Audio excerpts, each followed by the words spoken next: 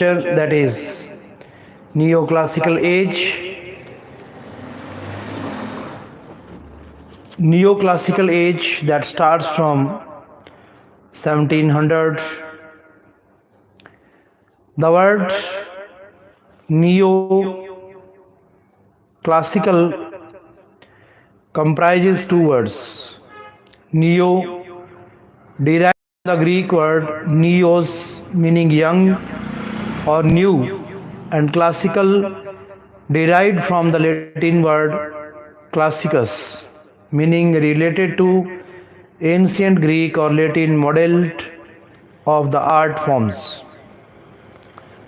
Therefore, neoclassicism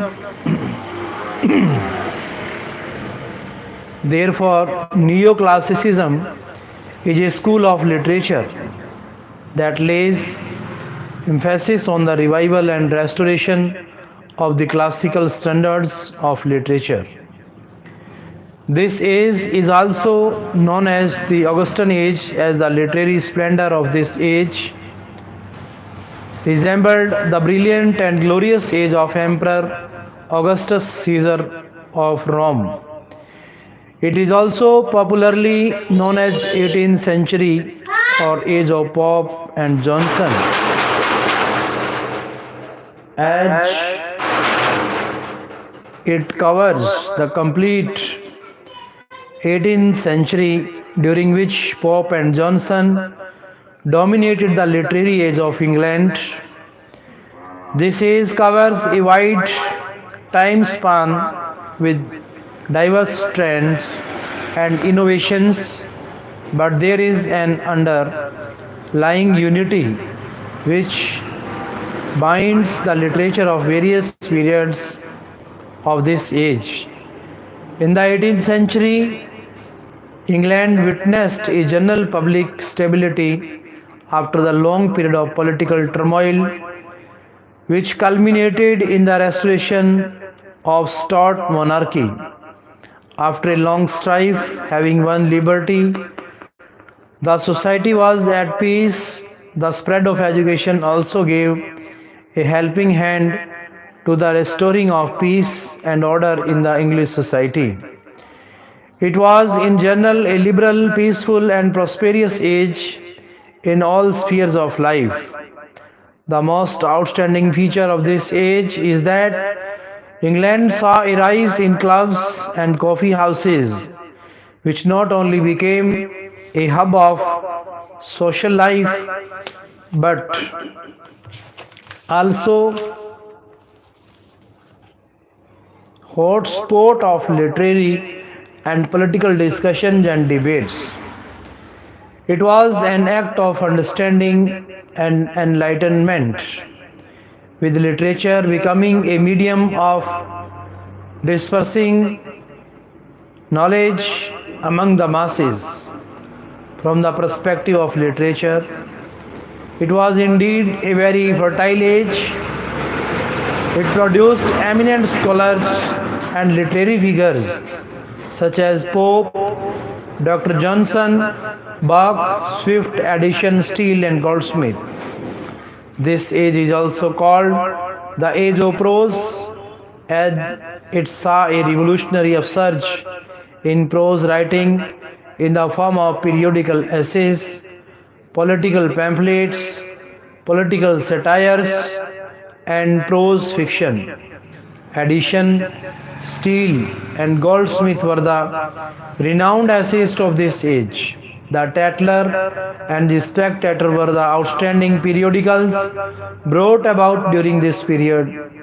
Swift's The Battle of the Books, 1697, Gulliver's Travel, 1726, A Tale of a 1704, Daniel Defoe's Robinson Crusoe, 1719, Captain Singleton, 1720, and Moll Flanders, 1722, are the important prose pieces of this age. The poets of this age composed outstanding poetry based on classical conventions. Matthew Prior, John Gay, Edward Young, Thomas Perrenell, James Thomson, William Collins, and Thomas Gray were the leading poets of this age. Pope occupies the highest place as 18th century poets. His important works are the Essay on Criticism, 1711, The Rape of the Lock, 1714, The Dunciad, 1728 to 1742, and the Essays on Men, 1732 to 33 to 34. The important features of literature of this age are: it marks supremacy of reason over belief, intellect over emotion, and mind over passion. It is popular due to the scholarly allusions from religious, biblical, and classical literature. Rationalism is a noteworthy feature of the neoclassical literature, as the writers of this period considered reason as the foundation of learning and knowledge. It is didactic and moral in nature. Realism, yet another key feature of neoclassical literature. It faithfully mirrors the contemporary age to its fullest. It strictly adhered to the classical conventions in poetry. It also saw the revival of heroic couplet.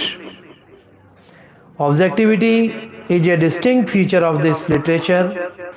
Neoclassical writers seldom express their personality through their works. Romanticism. The year 1798 marks an important milestone in the literary history of England.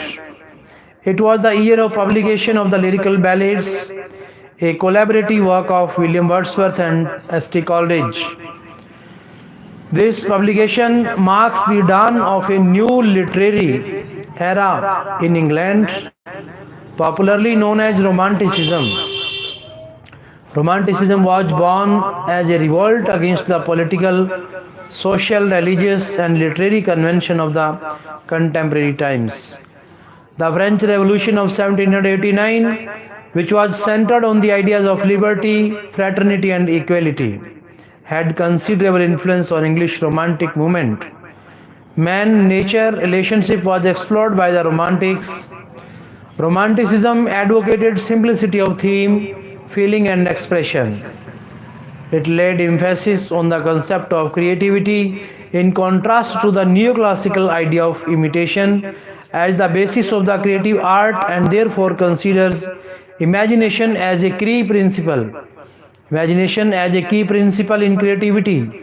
The poetry of this period is chiefly subjective in nature and is based on themes of nature and natural beauty, sensitive portrayal of deep passions and emotions, and an intense love for freedom. This poetry also shows an inclination towards supernaturalism, medievalism, Hellenism, and pantheism. William Wordsworth, Samuel Taylor Coleridge, Robert Southey, George Gordon Byron, P.B. Shelley, and John Keats are the six great Romantic poets. The great prose writers of this age are the Charles Lamb, William Hazlitt, De Quincey, and Walter Scott. Wordsworth's approach towards nature is reflected through his poem The Prelude, Tintern Abbey, The Solitary Reaper, and The Word is Too Much with Us. Coleridge's The Rime of Ancient Mariner, Kubla Khan, and Christabel present his outlook towards nature.